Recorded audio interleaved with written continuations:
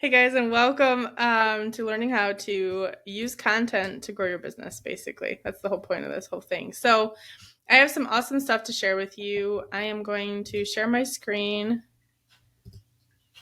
I am going to say hello to yourself. There. Okay, it worked. Okay, so you guys can see my screen, right? I think. Everybody can see it?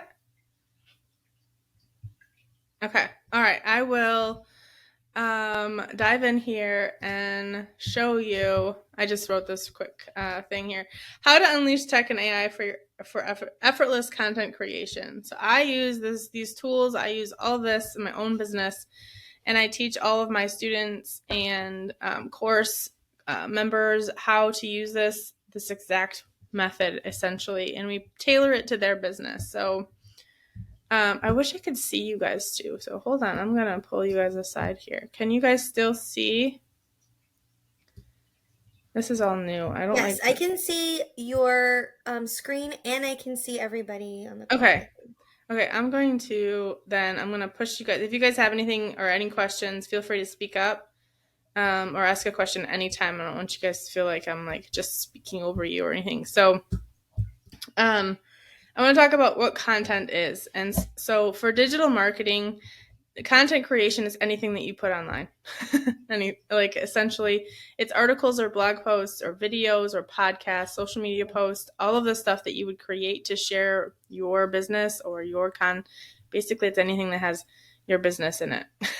So it's really easy when you think of it like that. It's kind of overwhelming and kind of intimidating when you start to think of like content as being like this overwhelming jumble of stuff. So I know it can seem overwhelming, but I want to break it down for you a little bit so that you guys can understand it a little bit more.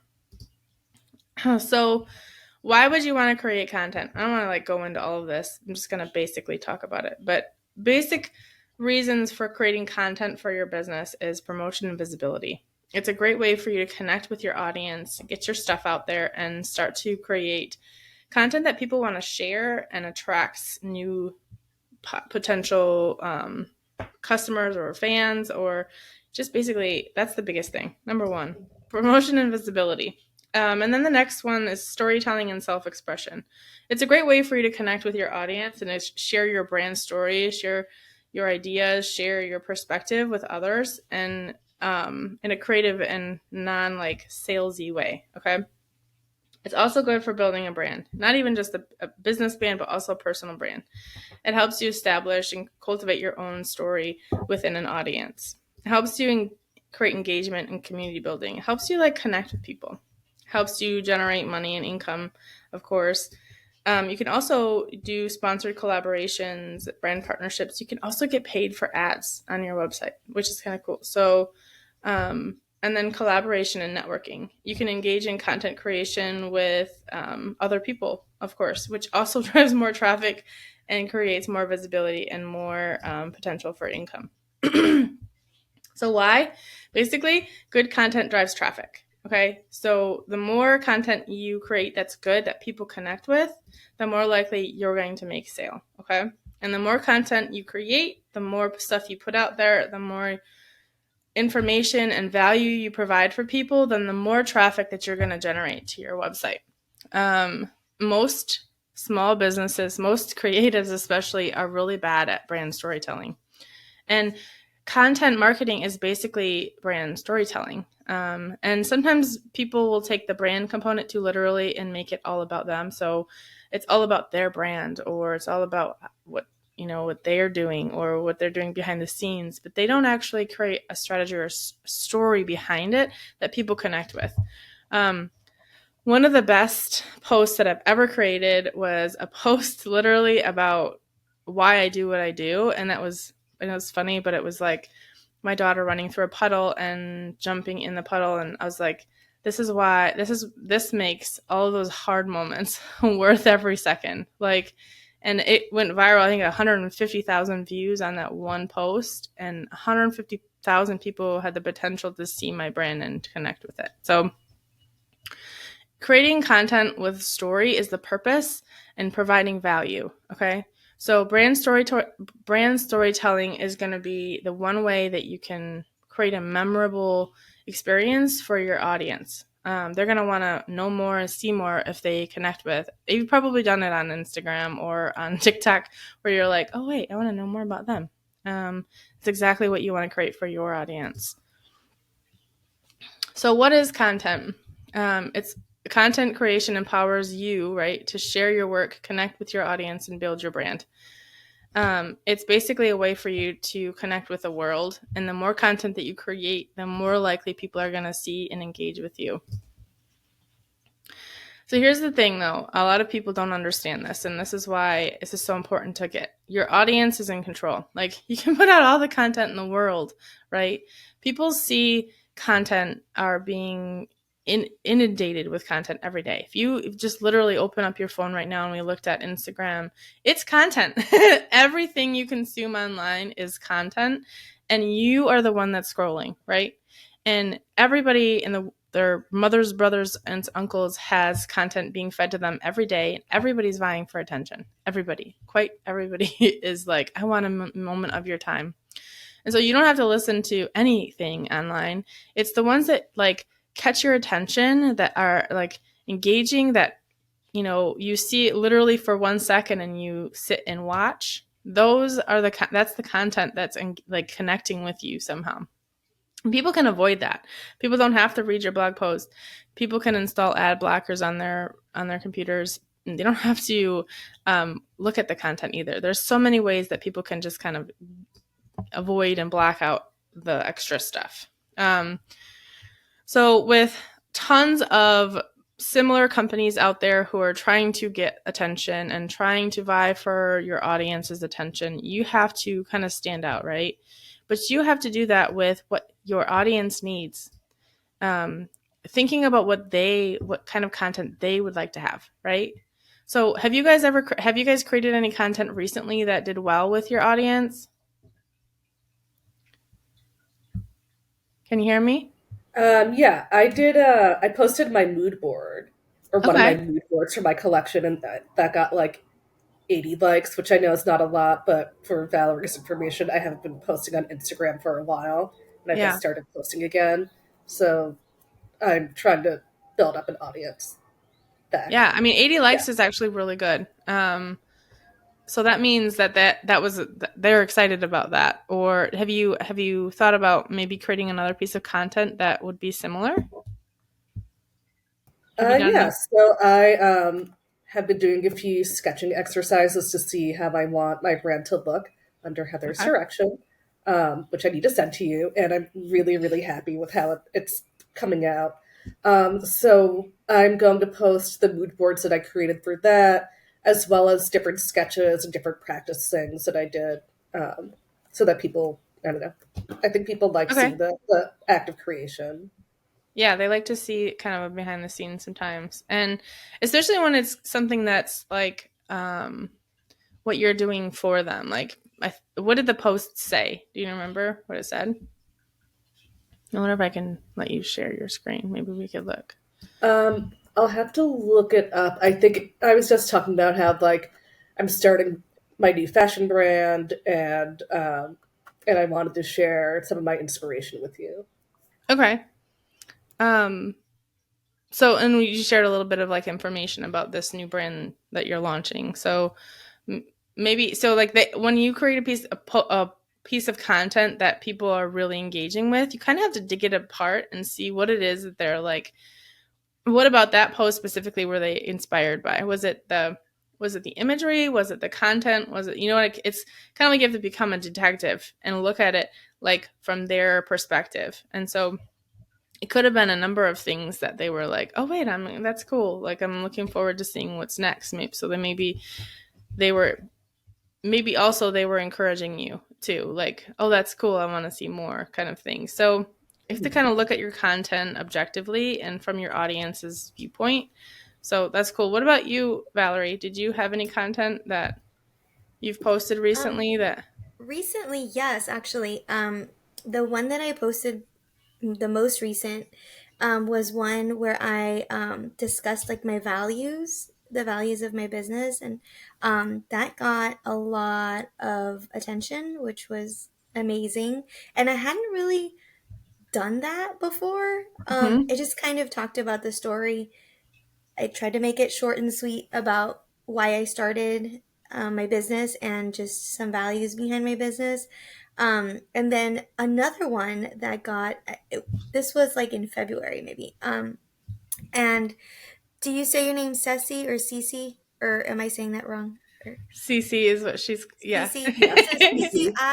I am not a great poster or consistent poster, and I'm working on that. So um, in February, I posted something that also got a lot of traction, and it was kind of an informational post about um, crayons and recycling crayons. So, Cece, I'm not per se a hand maker. I am painting a few things now, but um, my business is a small, eco-friendly online kids shop that values open-ended play and diversity and things like that.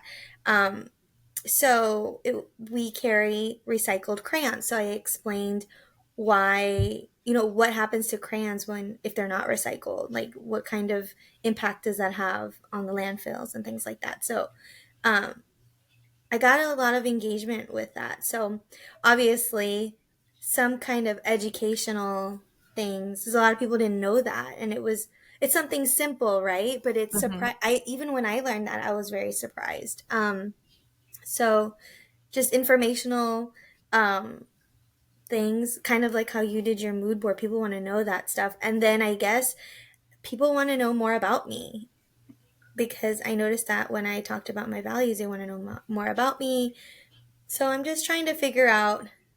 I know there's like 1,000 ways and 1,000 things I could be sharing. I'm just not there where I've like listed all of that out yet. Or Mm-hmm. I don't know. It's not my strength. But I'm working on it. No, I think so, and that's part of I think what I want you guys to take away is that consistency doesn't have to be hard. I spend an average of like, so this past week I was super sick and super like out of it. um, but even usually when I'm sick, I can post because I use tools that I have just automatically do it. But I haven't been able to generate my new content for the next. I usually do it in 2 to 3 months, kind of blocks. Um, but I haven't had a chance to do that yet for this summer. My goal is to do it before the end of the school year, which is still like 2 weeks from now. So if that says anything, like I usually can create enough content to go 3 months and post a static post every day, and I try for 2 videos a week. So video is huge. Video is going to go the longest distance for you because all the social algorithms are pushing video content over static posts or even carousel posts. But if you could post every day some kind of content, it doesn't have to be super thought out either. It can literally be something just super simple. And the reason I say that is the more you show up in front of somebody's face, the more likely they're going to read the content. I'm sure, like, Cece, do you read the content that I put out pretty like regularly? Yeah. So like, Yeah, I mean, actually, I think I tend to press like on your content so much that it's usually the first thing that pops up when I open see, Instagram. Yeah. I love that. Thank you, You're Cece. welcome. So Well, it's like, good content, and I want to support you. I love that. Thank you. So the So the more content. algorithm is definitely prioritizing you. Yeah, well, see, that's the whole point. Like, you want your content to be, um, when you're creating good content and people are engaging with it, then the more content you create, the more likely you're going to show up, and the more times you show up in front of somebody, it's like a billboard. If you're going to drive down the highway, right? The more times you see a billboard, the more likely you're going to actually stop at that place. There's this one on 95, the highway 95 here, there's a stinking billboards that are so repetitive. It makes you like, you are like so curious. You want to stop into that stupid gas station just to see what the hype is about, right? So that's pretty much the same thing. The more content, the more posts, the more times you show up in front of your audience, the more likely they're going to make a sale. And the more likely they're going to engage with you and just like be like this awesome hero, like a cheerleader for you. Like the more you show up, the more people are going to make and buy and connect and engage with you. So so I'm going to encourage you. I'm going to teach you how I do that in a second. So I'm going to rush through this a little bit, not super fast, but I'd like to get through this quickly for you. So your audience is always in control. They don't have to view your content. The whole point is that you want to put content out there that's good, right? That they're going to connect with and find interesting, or give some kind of education. Like you guys said, the post that you guys posted, there was some kind of education involved, or a story, right? Telling a story like that is a really powerful way to connect with your audience. So always serve up a generous helping of value to your audience.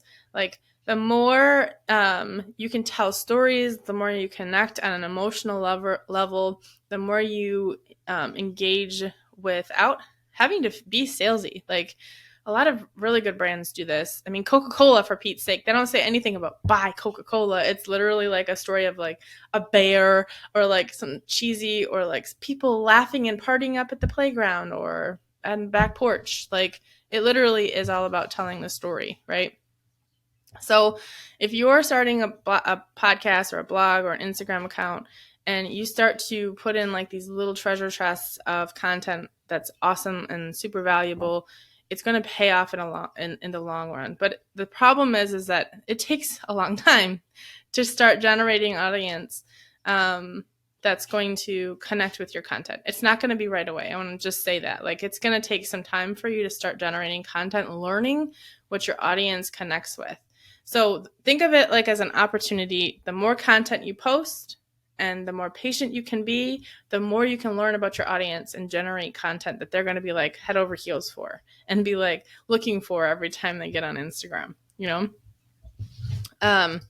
Okay, so I want to talk about smart content creation and how to use some tools. There's so many tools out there nowadays that I could have made like 4 or 5 different screens of literally just content creation tools, right? So I use, with my students and my clients, I use Canva. I do not recommend using Canva's like free brand stuff. Like do not ever use their free branding stuff, or do not generate logos or any of that stuff on there, because it's copyright issues and it's just bad business, bad idea. So I just want to put that out there. But I do use Canva, and I'm going to show you that in a minute. And these are some other options. I'm bad at writing, if you didn't know that.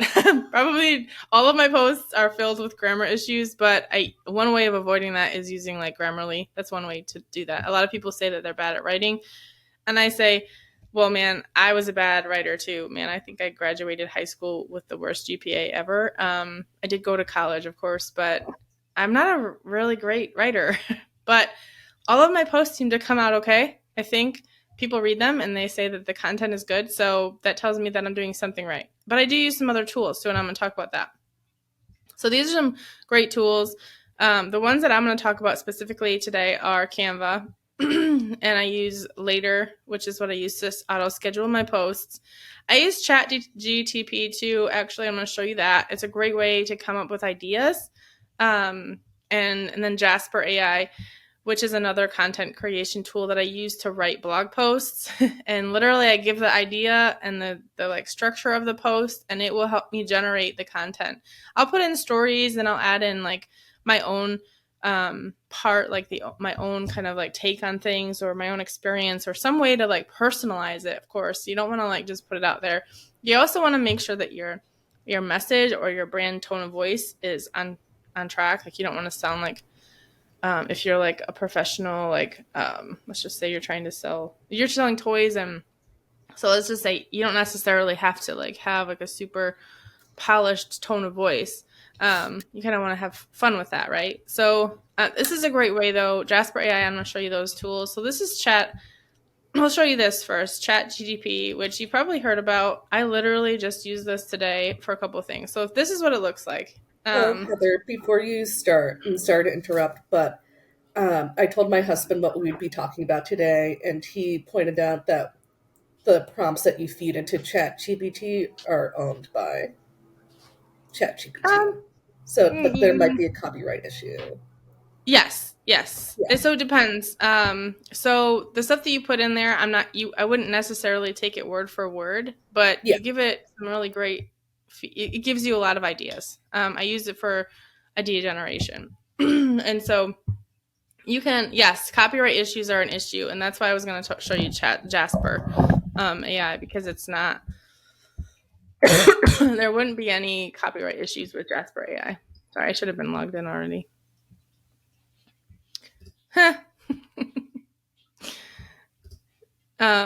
Okay, so, oh no, I'm in the wrong one. See, I have like 4 like emails. So hold on here. I can't believe I didn't have this set up already. Okay. Okay, I think this is the right one. I haven't used it in a minute, but okay, so you can use this as it's a really great way for you to write content. I can literally create a new document, a blog post. You can actually do some image creation here, but I don't use that. I just make my own. But you can, let's write a blog post. So what I like about this is you can literally create a blog post, right? And then you can repurpose that content. Oh, Heather, are we supposed to be seeing that? Can you not see it? I can't see it. Cece, can you see it? Oh, there. Is that better? Yeah. Can you see it now? Okay. Sorry, that was weird. So basically you can write an article about, let's just say like, CC, your sustainable slow craft embroidery and Sustainable fashion, or yeah, so sustainable fashion and the modern issue or problem or whatever problem with landfills. I don't know. Just totally throwing something in there. Let's just say, and your tone of voice is kind of like professional, a little kind. Let's just say like what else would you be? Kind of forward, I think. Not in a bad way. That's not a bad I'm thing. sorry, I didn't hear what you said. Oh, I said so. Your tone of voice, and then so you kind of put in what your tone of voice would be, and then you use keywords. So let's just say like embroidery kits, embroidery kits. Say repurpose clothing. Oh, we'll try that. And then you can literally compose it and it will write you a blog post. It's pretty amazing. You can expand on it. You can make it longer. Just say if I wanted to add in other parts, like I can make it longer. I can shorten it. You can add in bullet points. So many things that you can do.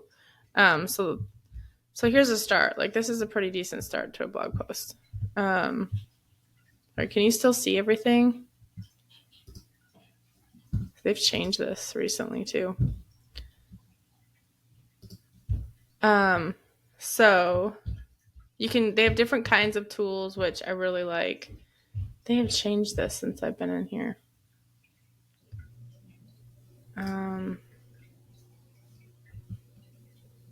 Sorry, I haven't used this in like a week or so, 2 weeks. They must have recently done a new thing. Yeah, weird. They've changed it. So the one-shot blog post, these are the tools, but this isn't as extensive as it was. So I'm wondering if they changed everything.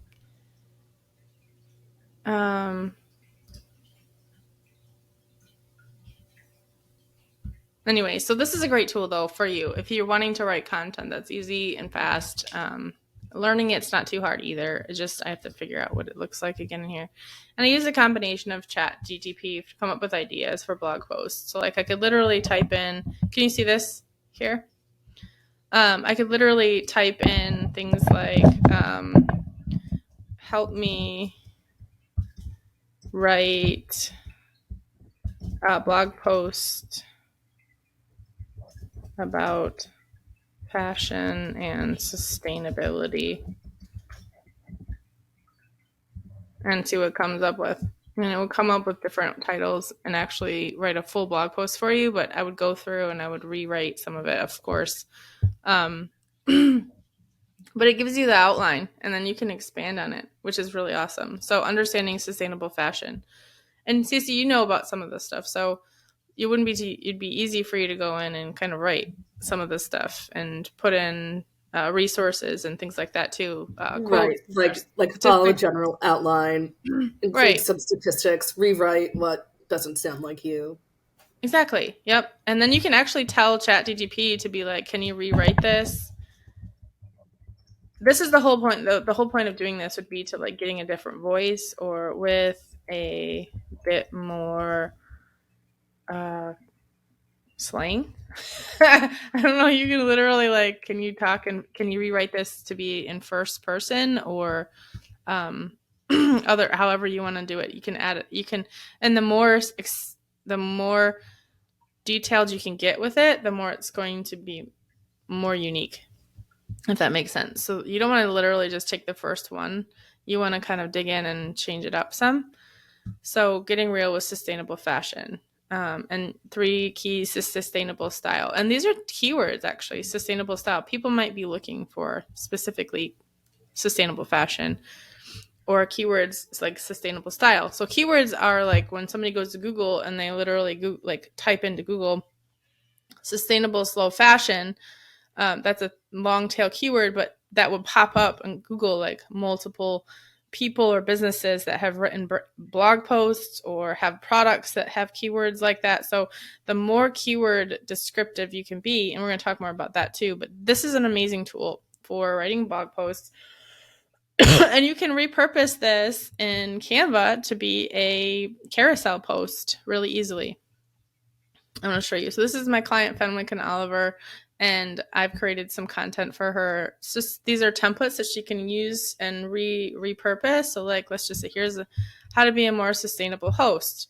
So you could literally take that blog post, let's just say it's the same business, and she could create a template or use this template to put in, a short thing. So literally this could be repurposed to be a million different things. So you take that ChatGPT blog post, you create a blog post for it, and then you create a carousel reel in Canva, literally using the content that you've written in the blog post. And then you can also break it down into being shorter things, and then you can create a video, right? So you literally write one piece of content that can be repurposed in multiple different ways and put on multiple different platforms. And so you take this fashion forward, sustainable style, whatever you want to change the title to, and then you create Canva. You create a carousel reel, you create just a one-off image that's like a fun fact about sustainability or something that's like immediately like bold. Like, let me give you, maybe we could find something in here that would be like, Heather, I'm sorry. Were you showing us also Canva or no? yeah, was it not showing you It Canva? wasn't showing it. Yeah, I think we missed. Sorry. No, Thank you that's for letting okay. me know. This is new, so it's No, hard that's for okay. like. So this is Fenwick and Oliver. It's a client of mine, and so this is a camp. Thank you for letting me know. So this is the blog post that I was showing you, how to be more sustainable host, and you can literally take that thing from ChatGPT and plug it in here. I mean, obviously, this is like not tailored to your business, but you get what I'm saying. Like, you can take things and create multiple pieces of content, and develop more pieces of content from one blog post or one long form content and creating short ones. So you could create a quote from that ChatGPT thing. You could literally like choosing materials that rock. Check out these dope eco-friendly fabrics like organic cotton, hemp, and recycled materials. Or it could literally be go to the secondhand store and use that to embroider your fashion, like your whole thing, right? Or have something at home that you can use what you have, do what you can with what you have at home, that whole kind of thing. So you can create content that is brand specific using long form content and then breaking it apart into different pieces. So what's another example? Like recently on my Instagram here, I've done that. I've created a couple of long form content that I've turned into short form content. Let me find one here.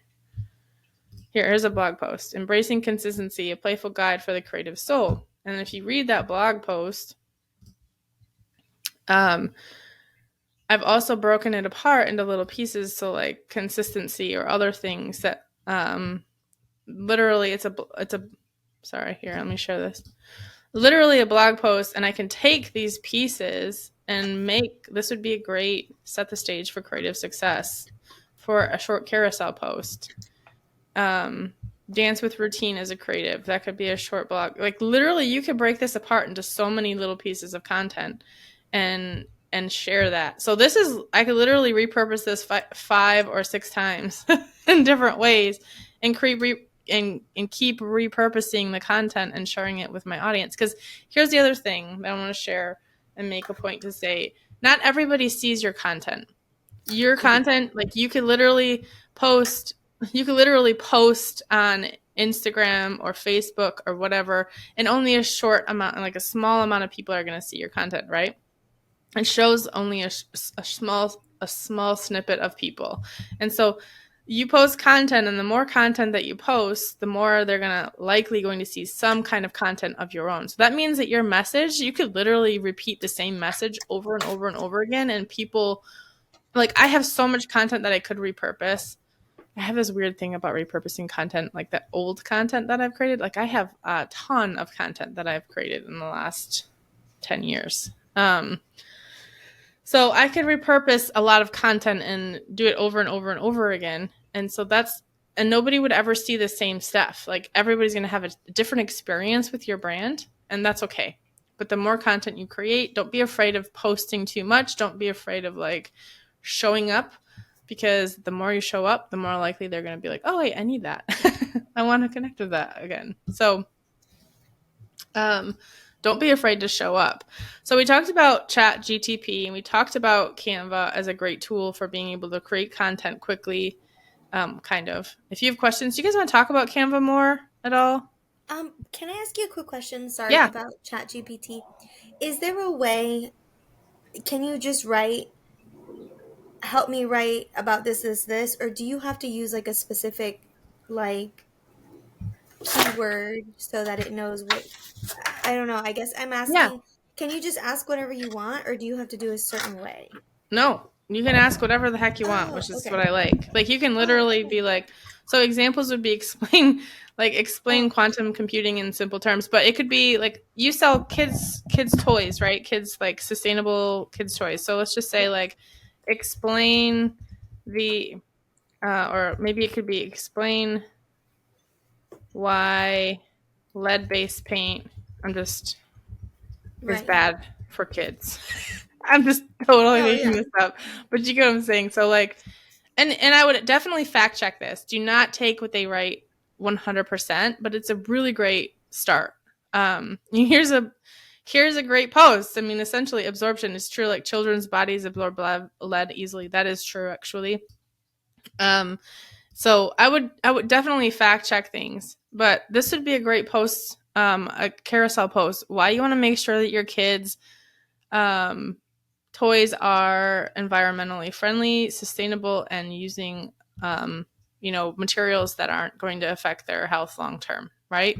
So this would be a great place for you to just get started with a piece of content that I would want to know. Like I've always been curious about like the plastic and things overseas. Like there's so many things that we could talk about here that you could build upon with content. So you have to think about your ideal customers, right?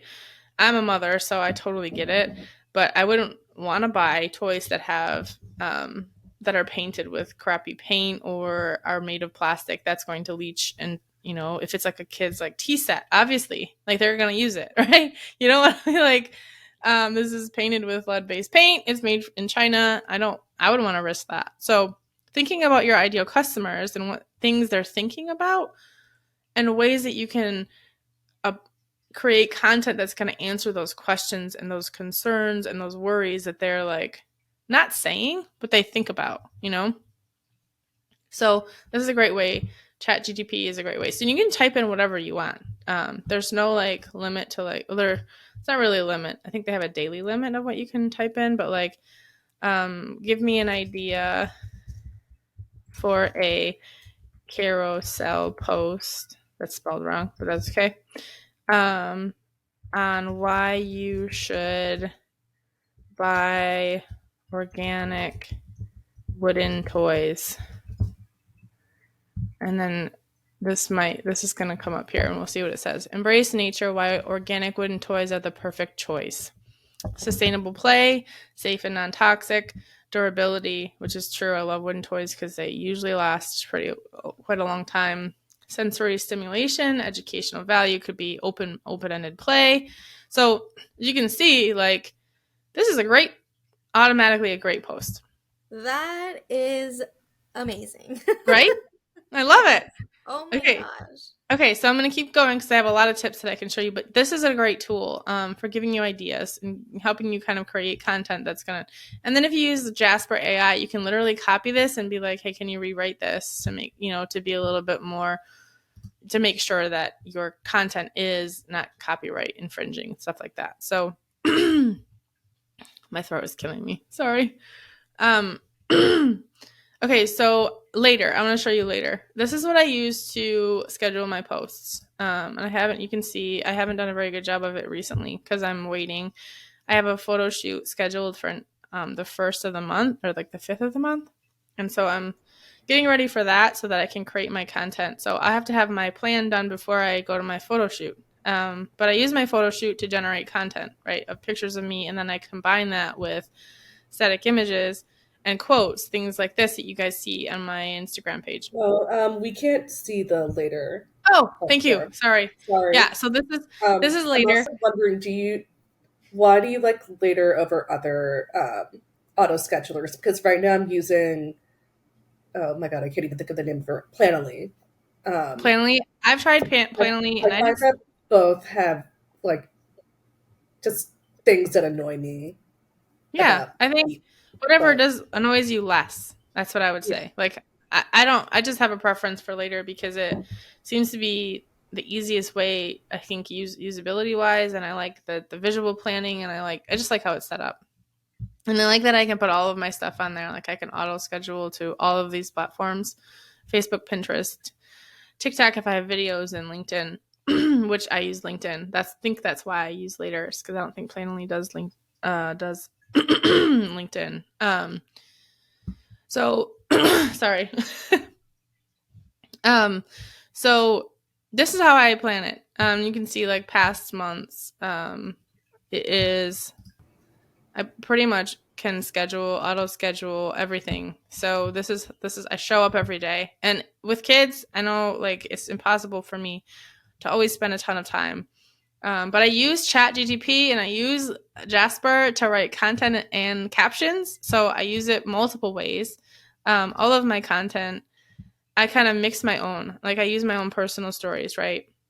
Here, like my 9-year-old thinks I'm famous because Google knows me, for real. And this is like, I mixed it in with my own real life stuff because obviously that's my brand. And my whole point of like doing this is to connect with you, right? I want you to kind of know what I'm teaching, what I'm going through, what I'm doing.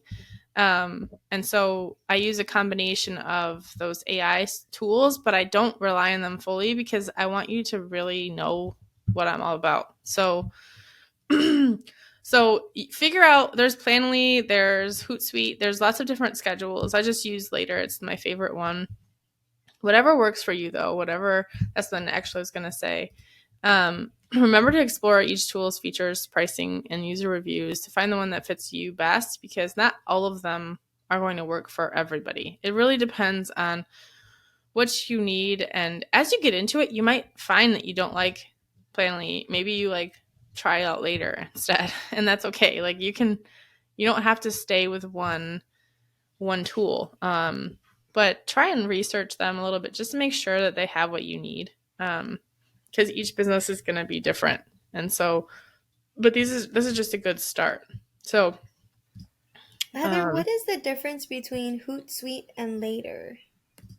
So they're really similar. Hootsuite it's more expensive actually. Hootsuite is a little bit more pricey. And it depends. I think Hootsuite, if I remember, does not do, I don't know if it does LinkedIn, and that's the primary focus that I wanted to do, is be able to, because I think I have like 7,000 followers on LinkedIn, and so I use LinkedIn quite a bit, and share a lot of content to there. So I think it's pretty much the same. I would just go and Google, I would search the three, and maybe I could write a blog post.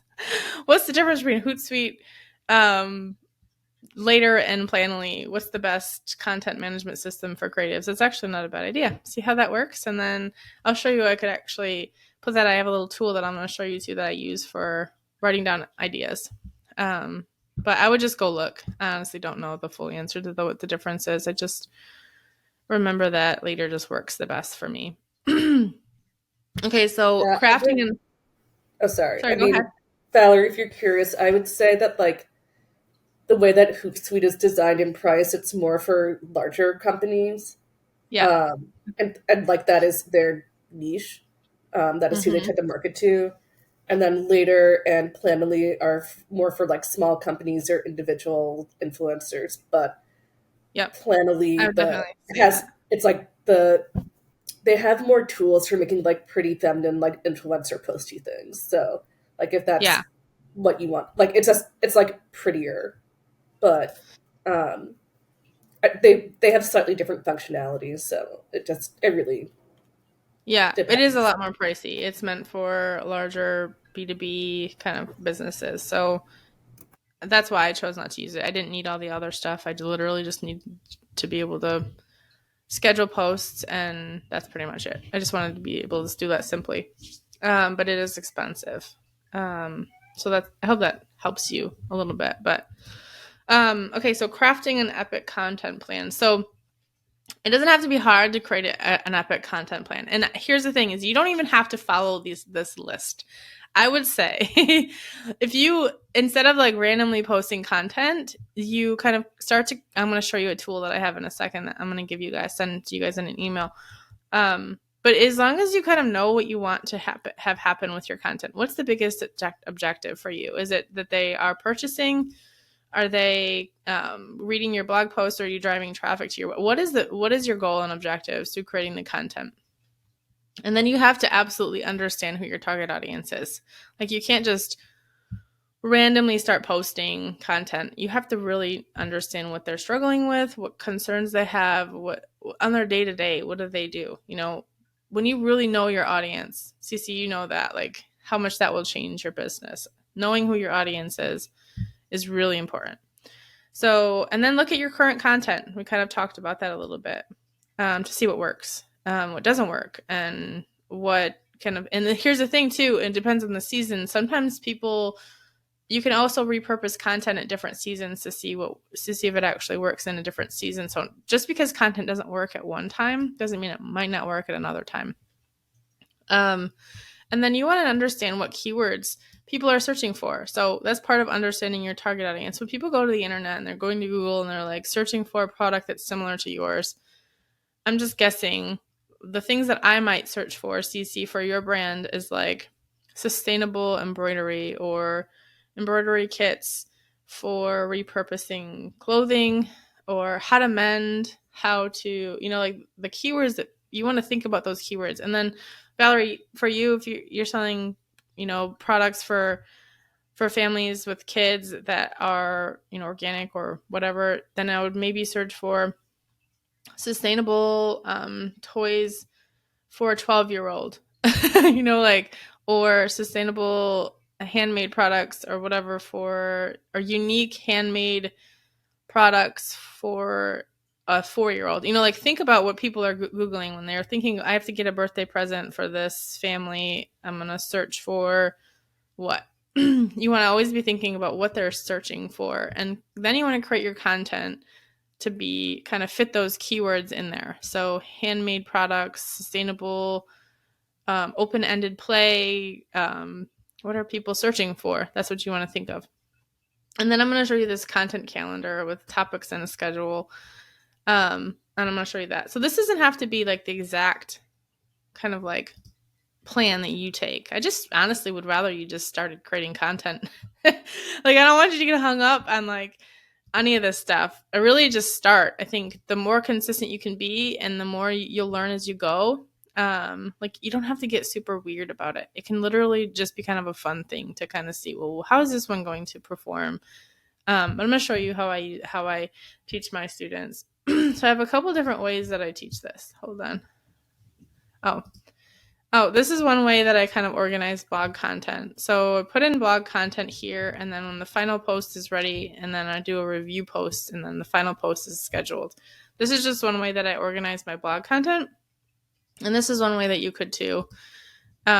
This here is a content creation workflow. So I have two options for you. This is one way for you to come up with ideas specifically. And this is literally filled out for my own brand because I thought that would be helpful for you to see. This is like mistakes that they're making. And this literally would be like thinking about their art not as a business owner, but as like a creative, not with business in mind. Because then I literally like I go through the pain of making that mistake and the pleasure of fixing it. So it's like literally then I can come about actionable advice or tips or ideas, and then I could literally come up with real ideas for each one of these posts. So this is a great tool for that. And I also have, where is it? Did I lose it? Content pillars. Here it is. Okay, so this is something that I use in my course and I use for myself as well. This is something that can be repurposed every month. You can literally create a new, duplicate it, and change it up so it match every month that you have if you wanted to plan a whole year of content, which I love. So I take that little guide that I showed you, this content creation ideas, which just looks different here because it's not the same one that I use. I just use a separate document. But basically it's the same thing.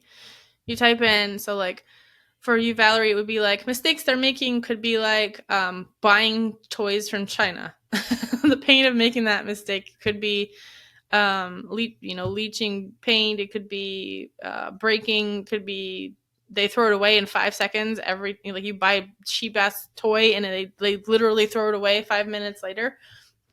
Those kinds of things. And then the pleasure of fixing it could be durability, et cetera, et cetera. You can come up with ideas. You can come up with a what and how advice, real ideas, education, customer story.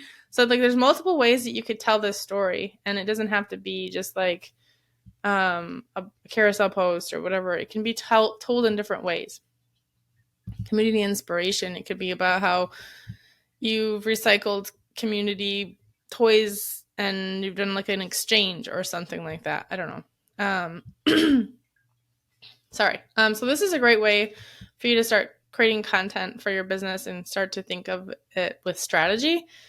And here's another way to look at it as well. So if you kind of come up with content pillars that are, when I say content pillars, I mean like, let's talk about education, or it could be, I don't know, durability, or whatever specific brand content pillars that you would like to talk about. So in your case, CC would be like sustainability, repurposing, community, collaboration, or I'm just giving you ideas, but like then you kind of create these different content pillars and you come up with ideas for each of those content pillars. I recommend having 1 to 4, 5 is kind of reaching, but you kind of write the idea, the concept of the problem, you write a description of what that would be, you come up with an image idea or a video idea. You could also put in reels here, and then you put a link to that content. So I would put like a link to this content here, and you'd have it and you can start to track it, right? I'm going to talk about tracking here in a second. Can you guys see this? Did I lose you? We can see it. Okay.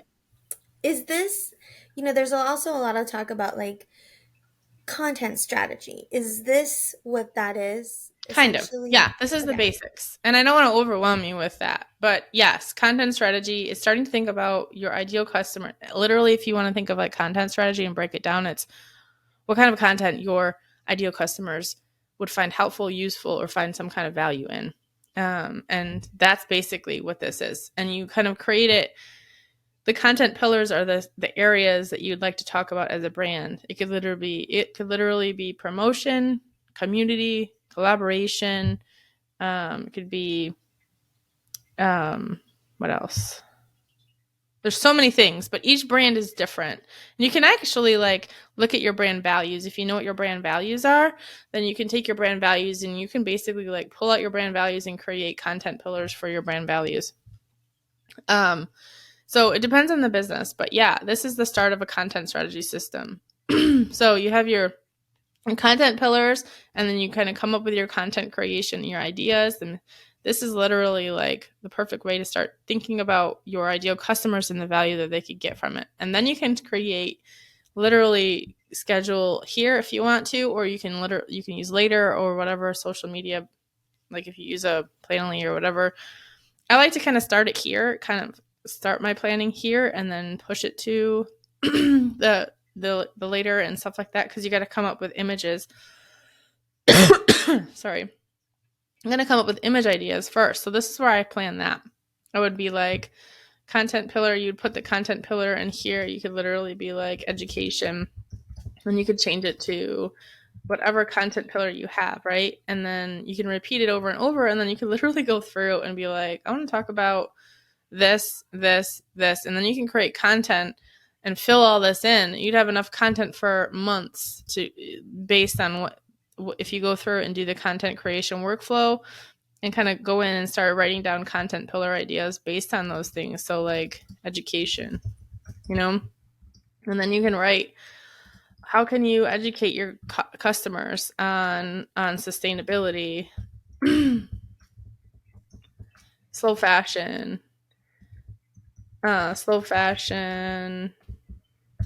Let's just say, I'm going to make this up, but like, let's say landfills,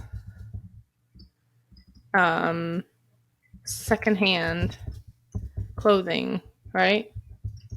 How to repurpose what you have. Fashion, houses, I don't know. Just, you could literally just go through and fill out this. I bet you could come up with at least 30 things on one of these in a matter of minutes, and you'd be surprised at how quickly you'll come up with content. So yeah, this is the start of a social strategy. And so basically, this is the content plan that you're basically creating a content plan. If you were to literally go and fill that out, that document I just showed you, it's the start of creating a strategy and not feeling like it is a strategy, if that makes sense. It's kind of fun, actually, when you fill it out, and it's fun. Okay, and then I want to talk about metrics, and this is really important. On Instagram, I don't know if you've ever looked at your metrics before. Have you guys looked at your metrics? Yeah, I actually also put this question in the chat because I find that Instagram metrics are a little hard to interpret. Okay. And one of the most frustrating things for me is, like, as far as I can tell, you can't see which, like, hashtags people who are not following you previously used to find Oh, your yeah. account, or how they found your account. All you can see is, like, did they find it from the homepage, from, like, because Instagram, like, served it to them, or did they find it from, like a hashtag, but you don't know which hashtag it is. Right. So what hashtags do you use for your posts? Do you know? I also tend to batch my content, so I don't totally remember, but I think like sustainable fashion and embroidery kit and like young fashion designer, that seems to get attention. Okay. Yeah, I not think that I'm young, but knowing what keywords, so there's another tool that you could use, SEM. Oh my gosh, it's for SEO. Hold on. SEM Rush is one of my favorite tools. I haven't purchased it yet, and I need to. Like, it's actually really valuable. It is a great way to look at any of your blog content. You can look at your competitors. You can look at content marketing, advertising, and your social media, and more in depth. And you can see all those things. So sorry, let me share this tab instead so you can see it. But it's SEMrush, and this is a great tool for SEO and growing organic traffic and understanding your keywords that work and things like that. So I think it's like $100 a month. But it's a great, so $120 a month. You wouldn't need anything more than that for your business, for one business. But this would show you, like, you'd be able to do keyword research, website audit, advertising, social media tools. There's so much stuff in this. It's so valuable, and a great way for you to research and understand those keywords. That's one way to do it. Doing it through Instagram is not super easy for understanding keywords. Keywords are tricky.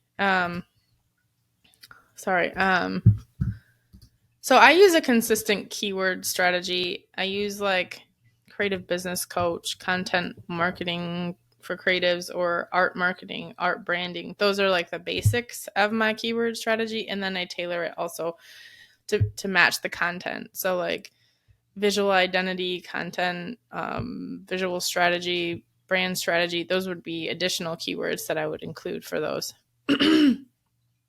So does that make any sense? Did I explain that some? You guys there? Did I lose you? We're here. Okay. Thank you. Okay, so I would definitely, like, I don't know if you guys do ads or at all. Do you guys run ads, paid advertising, or boost posts or anything like that on your Instagram? Or do you use paid advertising at all? I've never tried it. I've done it in the past on Facebook and Instagram, mostly I because my remember I husband told you. he was a Facebook employee at the time, and they got like, I think, like a few $100s in like ad credit.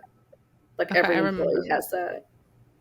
Okay, that's Which pretty is cool. weird. Anyway, that's a total non sequitur, but it's like basically to encourage employees to like use the ad system and find any bugs, because obviously that's how Facebook makes their money. Yeah. So Okay, so with you, Cece, I know, like, I think I remember saying just hold off on that until you start creating, like, understanding what kind of content is going to actually engage with your audience, right? Because you don't want to start promoting posts until you can look at the the information behind the posts and see, like, what are people engaging with. Like, for me right now, nobody's engaging with any of these posts. Like, I'm just gonna be straight up real with you. Like, of course images with me are more popular, but I mean, even like the videos that I'm creating, like the one I did a few weeks ago with the that one was kids. so cute. I loved it. Like, With your daughter um playing dress up. yeah, we were playing in the garden. Is that the one that you were? But anyways, reels are going to be the most. They're going to get the most traffic. But like, even like, you can see 98 views. These are terrible. Like, these aren't good. And so the ones that like download, I mean, obviously somebody's going to want to download freebies, right? So the more value you give to somebody, the more views, the more likely somebody's going to be interested in it. So there's the one post that I have of Cora that I should, like, there's 120,000 views, which is crazy. And this is literally the one post that's like went viral for me, super viral, and it's so like simple. But you can see, like, you want to go through and you want to kind of look at your content. The content that I'm needing to post for my own business is like more story driven stuff. People are relating to story driven content, and that's why I started to bring my kids in, and because I don't have time to create content otherwise. I'm too busy with my kids. So I'm creating content that's bringing them in to like play with them. This one here, it's like, don't let the weeds discourage you, and we did it together, and it was really fun. And so anyways, the more engaging and the more story driven your content is, the more likely they're going to be viewed. And so I hope that there's other ways to look at your insights too, like, but really, just, it doesn't have to be super in depth. You can literally just look and see what posts are working and what's not. I mean, even this one, I think I've the most engagement on this post recently. And so that tells me people actually want to know what books I'm reading and what I recommend. And so I need to write more posts with, I have a huge list of content that I recommend people to read, but even UCC commented. And so that tells me that I should probably do a carousel post with my whole list of books that I recommend. And so you look at your content and you can kind of start to see what people are connecting with. And you don't have to get super in depth. It doesn't have to be super overwhelming either. And you can keep track of that. Use a document to like, and write in like like write in what works. It doesn't have to be even like super in depth or crazy. Just write what works, and then you can even create it and put it in and put it in here. You could create a file or in here. You could create a new one, a new tab, and kind of. Sorry, my kids are out there getting. Can you hear them out there? Oh my gosh, so funny. My husband's out there, but so anyways, you can create a new document and start to keep track of what works and what doesn't, and put a link to what works and what's not working as examples of what works and what doesn't. So I would encourage you to start to start looking at what's working and what's not working. So this is basically just like a general, like you can familiar yourself with the key metrics. Guys know what impressions, reach, engagement, and follower growth is. You guys know what that is. So just keep an eye on it and just monitor your metrics regularly, and kind of like maybe even put it on your calendar, 15 to 20 minutes, look at your metrics. Maybe do that once a week. It doesn't have to be crazy, but just stay informed, analyze your engagement, and then optimize your stuff for Instagram success. So like, I know personally, I need to do more video content because it works really well. And so I need to make time to play with my kids and take some video. It's been really fun. So figure out what works and then just keep doing it and then changing up your stuff. So content confidence really just comes from finding your groove and doing it consistently.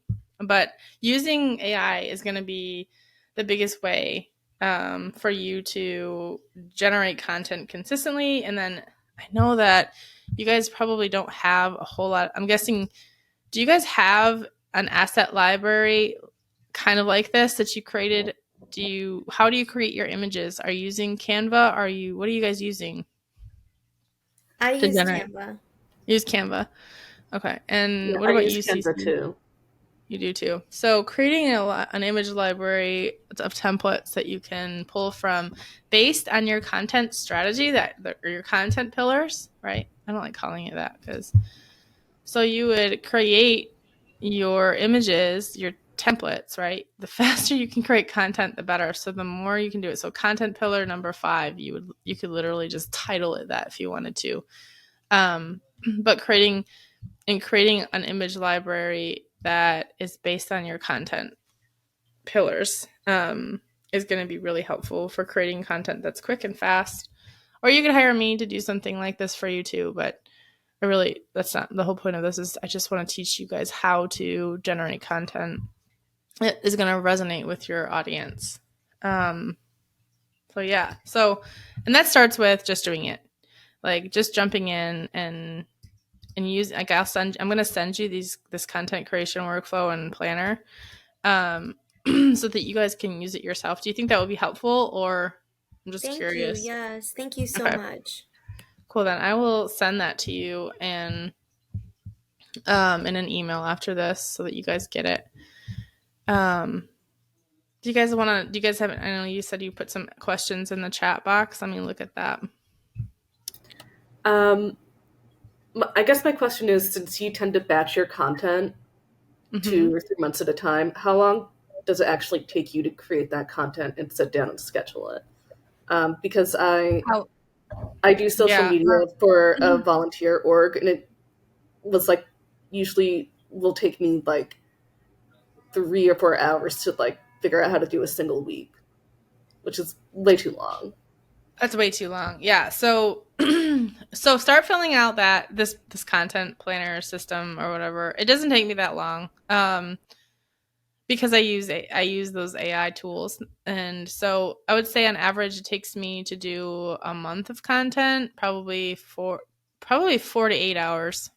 Um it depends on if my kids interrupt me and how many times I get interrupted, but I could do a full day of content, plan a day or plan a month of content within 8 hours probably. And then all I have to do is kind of go in and create, if I create extra reels or whatever, then I do those once or twice a week. But really, it's just about getting started and posting consistently.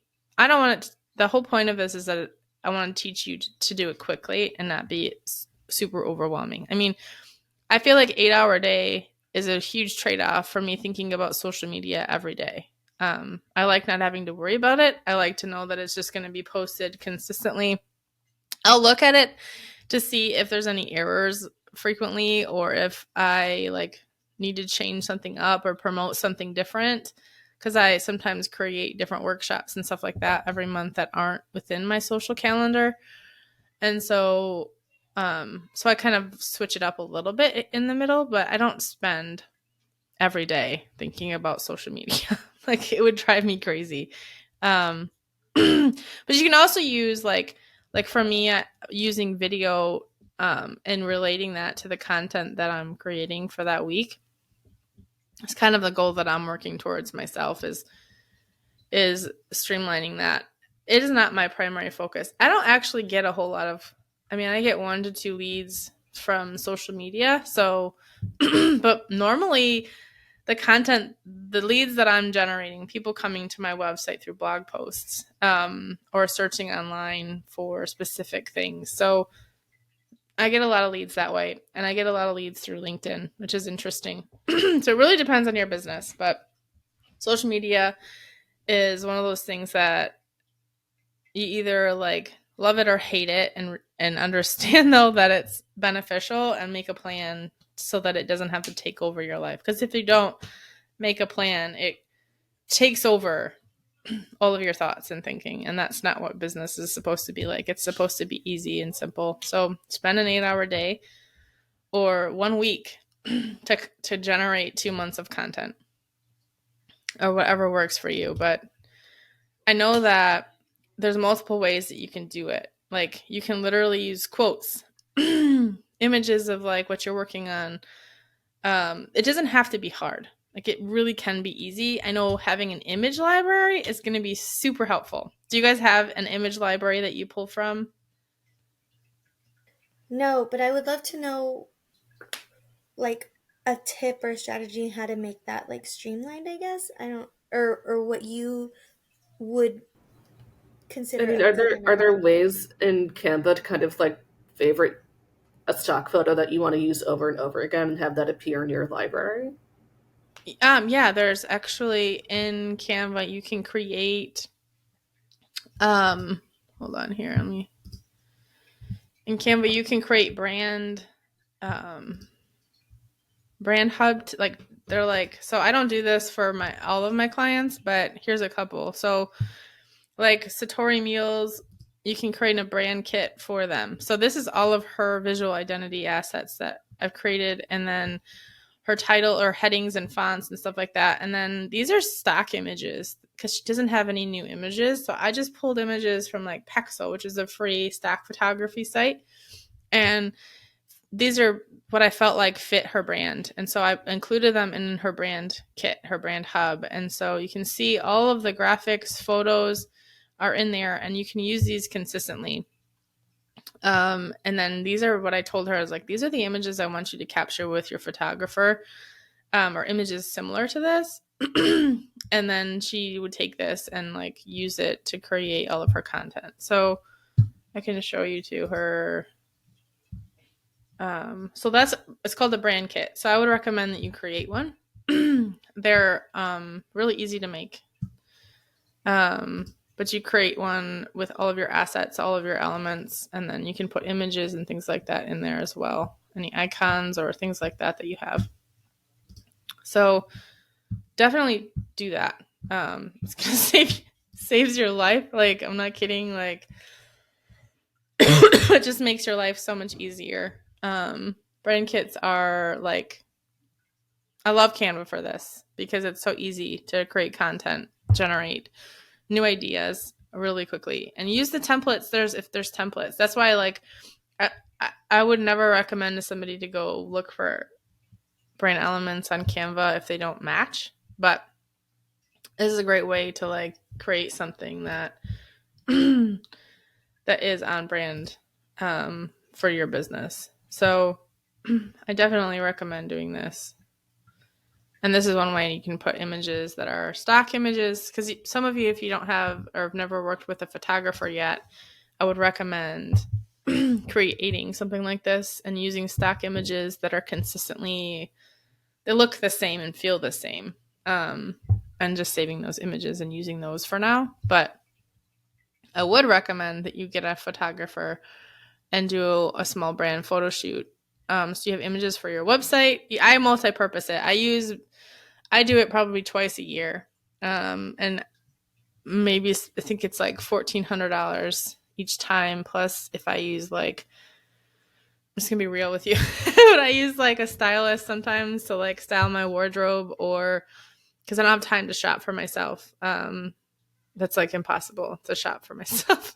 Like take 3 kids to the store to shop for myself is impossible. So I hire a stylist to help me come up with wardrobe stuff that I can use outside of business too on my day to day. And then I hire my photographer, who I love. She's just awesome. She's local to me, but find somebody that you can schedule something probably once or twice a year and do product photos as well. So starting your content planning, and maybe like, I know CC, you don't have a lot of stuff to photograph yet, but you will like have brand elements, and eventually you're going to have completed pieces that you can show. But once you get there, I would encourage you to hire a photographer and set up a day, a photo shoot, so that you have images. Because I literally have images for days, and I have stuff that I can pull from years ago too and talk about. Just because it's old doesn't mean it's still not good. Like I have images of when my kids were little and I was trying to juggle motherhood and business way back in the day. And so I could still talk about that and still use that content. So in your case, Valerie, creating an image library that is products and maybe even telling your own story. And I actually have a guide for that. Actually, I could send it to you. It's how to plan a brand photo shoot and start to think of ideas for it. Also might help you with content creation as well. It'll be really helpful. I can send that as well. Thank you so much. The brand photo shoot stuff is really helpful. I can't tell you how much it will elevate your brand, how much it'll elevate your confidence when you're creating content too. Like, I wasn't intending to even talk about photography, but it is important. Like, super important. Having good quality images. It is like, it's just like video, right? Video works well because it tells 1,000 stories in one, and it illustrates your product. It illustrates the feeling behind your brand. It is like video, photography, and then static content is the order that I would say of importance. So video and photography and static content, and when you combine all of those in different elements, is going to be really helpful for your business. If you can find a videographer or a photographer who can also do video, I would have them do some video too for you, like literally an intro video or an about page video that you could share about your brand. You can take snippets from it. You can have them edit it to do 30-second, 60-second video that you can share and talk about what makes your brand unique, what makes your products different. Branded video, and static photography are worth every penny that you put into it. So if you invest in a photographer, you're going to get the money back. Maybe not like immediately, but you will. It will change your content game too. So sorry, I feel like I'm talking a whole lot. I hope this was helpful for you guys. Do you guys have any other questions for me? No, this is so good. I hope that your throat isn't hurting too much. No, I'm good. I'm gonna many ideas. I'm hoping to give you ideas. Cool. I'm glad you guys got some ideas. What about you, Valerie? What what was most helpful about this? Oh gosh, so many things.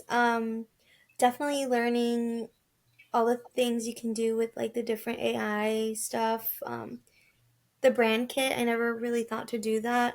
I guess I always feel like I'm the kind of person I like a lot of different things. I've just always been that way. Like, same thing, decorations.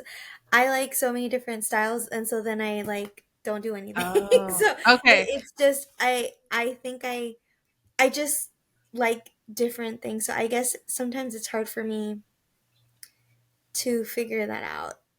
It's Although I really have an idea, like I like colorful, fun things, especially like for the shop. But I guess design wise, like when I make the actual like visuals, I maybe struggle. I don't know. It's something I'm yeah. still working on.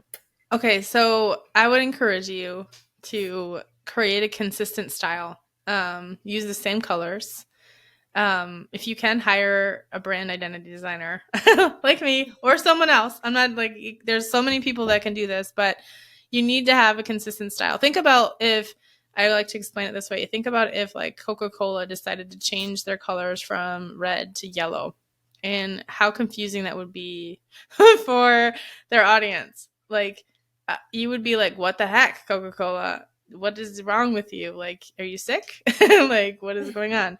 So the more consistent you can be with your colors, your brand style, and your visual identity, the more that when you pop up in somebody's feed, they're going to be like, oh, it's Valerie. Like, holy crap. What is the name of your business, Valerie? It's called Sorry. Little. Sorry, and I accidentally signed up with my personal email because I signed up late last night. Oh, um, okay. my shop is called Little and Kind Shop. Oh, yes. I remember Little and Kind. I follow Yeah, you. Yeah. Okay. yeah. How come I don't remember this? I I don't don't know. know. That's But okay. Little and Kind, yes, I remember, and I purchased stuff from you before. So, Yeah, you have. so Little and Kind. So you always want to have a consistent brand palette. So a photo kind of style, consistent um, color palette, consistent kind of visual identity. You can see like even here with Canva, with this is Stitcher X. Her style is pretty much the same, but all of these can be used on different purposes. And then she has these secondary logos, which are like here, and like these elements that can be consistently used. My husband's getting to work out there. He's like, hey, I've had enough. We're remodeling our house. So just so you know, you can probably hear him out there.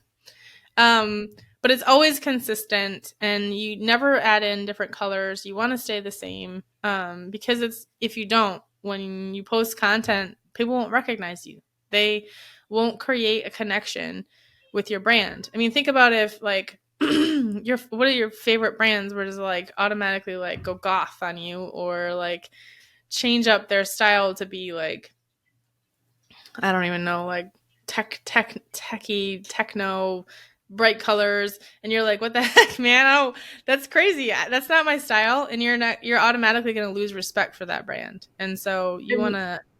I mean, I will say, like, Banana Republic has done an amazing job at rebranding.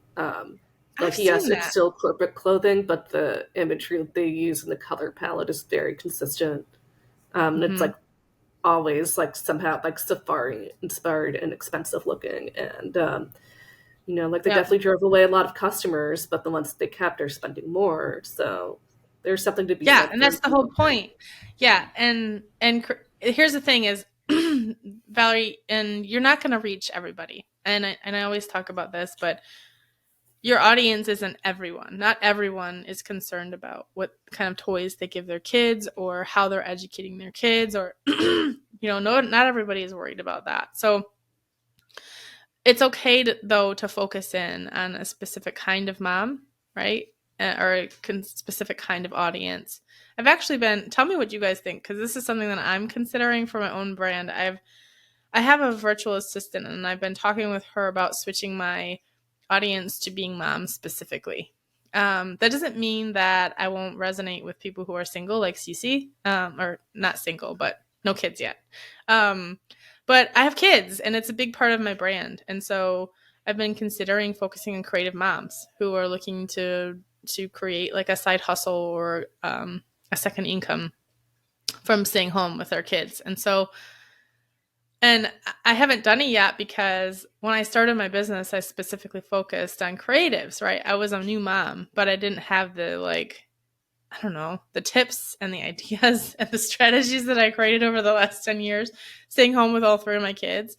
And so I have so much content that I could share that's mother related, and that would relate with so many women who are trying to make a job out of a side hustle or making a craft or doing some kind of a thing. And so that's something that I've been considering, is focusing more and niching in more, because the content relates to more people.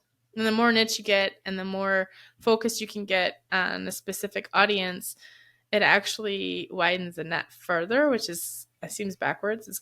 It seems counterintuitive, but it's not. It actually works better. And so that's something I'm considering. So um, focus in on what type of mom and what type of fashion person that you're focused on. You want to like keep kind of honing in. Just because you pick one doesn't mean you can't change it up later. Like I've been 10 years in, and I can still niche further. So and it just helps you create better content, create better work, and come up with better product ideas and what you stock and what you create, Valerie. So, but I've had you guys for an hour and a half. I hope I've given you a ton of value in this, and but I have to run because we are literally, my husband is fixing the floor of our, so I don't know if you've seen any of the stuff I've been posting in my stories, but our floors are like crooked. They like go like this, and they like hump up in the middle. So my husband has to go under the house and level the floors out, basically. So that's what we're doing today. Fun, That right? sounds fun. We've been remodeling at our house and adding to our house, so I am very familiar. I also have two kids. I'm very familiar with the drama that comes with it, and it's not fun. And It's so not. It's I the hope it worst. finishes quickly for you. Ugh. It's coming. So the next step is I painted and did drywall this last week, and today is fix the floor day. So level it out so that we can put our new floors in, which, so we'll have the front part of the house done except for trim and new windows, which will come, not a big deal. And then the other room will be painting, trim, drywall, all that stuff later. So we're kind of, the kitchen is like the worst part, right? Because you know what it would be like to be without a kitchen with kids. So I'm thinking this summer I'll take a week off and tackle that on our own. But it's I love hard. when you're doing it. I'm so impressed. I When I could was never do any pregnant, of this on my own. yeah, I Like don't know. I'm too New York, I guess. I'm just like I grew up in an apartment building. Let someone else deal with it. I know it does save you money, but it is a headache and takes longer. When I was pregnant, we remodeled our kitchen, and that was Yeah. awful. I was Yeah. throwing up and also very sensitive to any food. We had to give away our fridge because I couldn't stand the smell. It was due for like a replacement anyway. Yeah. Um, and we didn't have a kitchen, and we had a little mini fridge, and we just stuck like all the only things I could smell in there. It was awful. I'm glad that's over. My kitchen is awesome now, but Yeah. That's so it'll be terrible. worth it. It'll be worth the bumpy ride, but I I hope know. it I'm hoping for goes that. quickly for you. It's crazy though. I mean, if we would have had somebody do it for us, it would have cost us like 40 grand to do what we did. So I was like, $40,000 for, no, we can do it all ourselves. And it's taken us, it's only been 2 months, which isn't too bad, working on weekends mostly and a little bit during the week when my husband was at work.